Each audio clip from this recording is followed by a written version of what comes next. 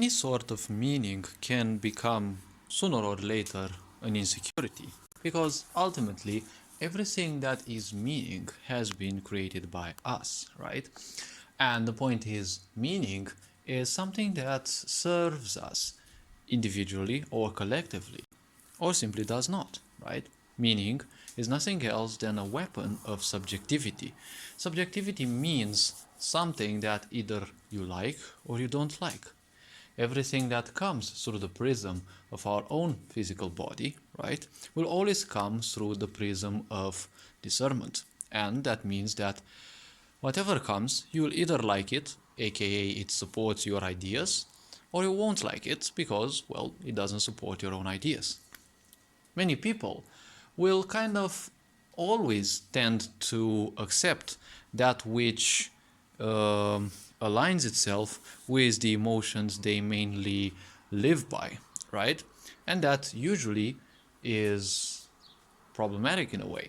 Most people function by lower vibrations. They are simply drawn to lower vibrations. So ultimately it is that people can easily be drawn by, negative meaning, right? Negative news, fear, and such.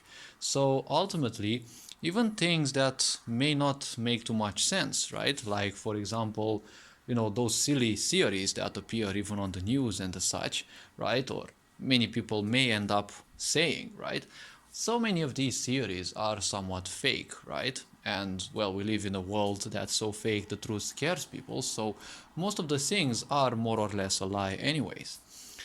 So, considering there are so many people who just live by egotistical principles, right? They just want people to serve their own interests, right? They don't care about the others. So they will end up with all sorts of ideas, beliefs, creations, of the mind to support their own agendas, right? So through this, a web of lies represents this world. And many people will eventually end up accepting so many of these, ideas, even if they are fake.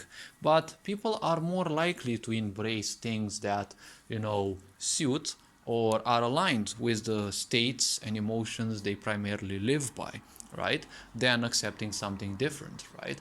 Many people will easily embrace that, for example, the world is on the verge of collapse, the world is getting closer and closer to its own end, because it suits the stability that the knowledge of religion gives them, right? Many people know that according to religion there's going to be an end of the world, right? But there's also something like that, according to science. Everything has an end because everything that's physical will also have an end because it already had a beginning, right?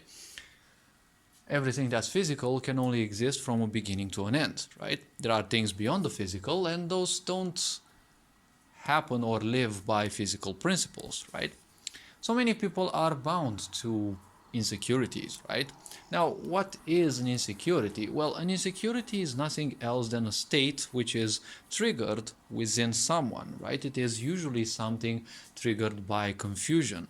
Confusion is something that exists because something which someone, or let's say you, thought was useful to you, well, it's no longer useful to you. Why? Because it no longer has a strong foundation. You thought something was real, you thought something was useful, but you suddenly discover, right? You suddenly realize, right? Which is one of the most important, it is actually the most powerful aspect of this world, right? When you learn something logically, it only suits you because it makes logical sense, right? It suits the mind more than it suits you. But when you realize it, well, there's a whole different world, right? Because you in school, when you go, you are taught that 4 plus 4 equals 8, right? And you're gonna use that mechanically, right? In most cases, because school teaches you things and it kind of doesn't allow you to realize things, because those things you can use, and you can use from a different standpoint, not only a mental standpoint. When you use things just from the mind, let's say if someone wakes you up suddenly from your deep sleep and they ask how much is 4 plus 4, right? You will have a huge lag, right? Because the mind is not fully awakened. But when you realize something, it is part of you beyond your mind, right? Even if you are awakened from a deep sleep, you will be capable of providing an answer, right? Because that is a realization. It doesn't need the mind to wake up, right? So, this is an incompatibility, right, with an old idea, something that's no longer serving you. And, its premises are slowly being broken down. It may take a longer while or a shorter while, right? And it always triggers a fear, right? A fear of the unknown, which is the greatest fear in this world, right? Especially conscious beings always have this fear because, well, they have silly expectations, right? They expect that something bad will always happen to them.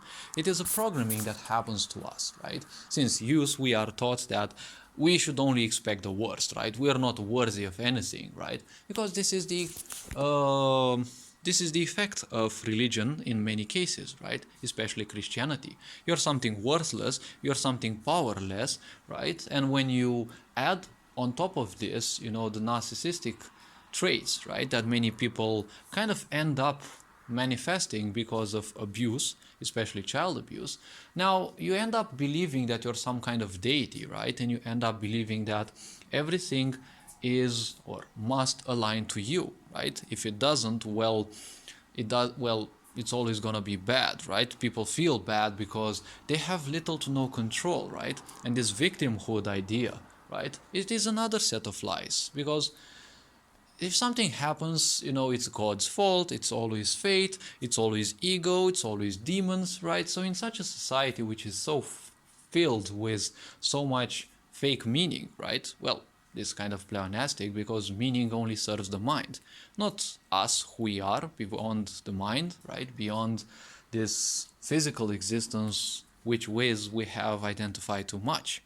So awakening is basically this, right? It always starts with a confusion, right? The mind starts fearing that you will wake up and you'll kind of no longer need that, right? That's how New Age spiritualists say it. But the mind is technically represented by the mental body. The mental body is an entity which lives alongside you, right? It lives alongside your physical body and it is encased in the physical body. Why you are feeling hurt in many cases is because of overthinking. Overthinking causes shocks, right? You're harming your mental body when you overthink. Hence, why in some cases you might actually have headaches from overthinking and overworrying. But don't worry, the more you damage yourself, well, the more society can, throw tools at you to fix yourself, right? But didn't fixing mean that, you're technically gonna get adjusted to serve other people's needs, right?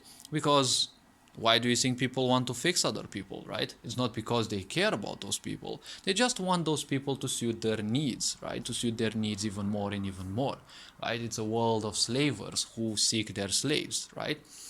So in such a society where ignorance reigns supreme, it's always obvious that people, when they start waking up, the first thing that they will feel is insecurities, right? Insecurity means a fear of something that you don't understand. But understanding is just an aspect of the mind, right? You cannot comprehend life with the mind because life is beyond the mind. Mind is just physicality, and physicality is around 5% of one's existence, right? If this video kind of created any confusion within you or, triggered any point of introspection, well, most likely you are on a good way and you are on a very great path towards your own enlightenment. If it didn't trigger anything, it's not a problem either, right? Because, well, we all have our own moments when we wake up, when we realize the points that no longer serve us, right? These being said, you are appreciated and, well, take care of yourselves. Ferenjan Board signing out.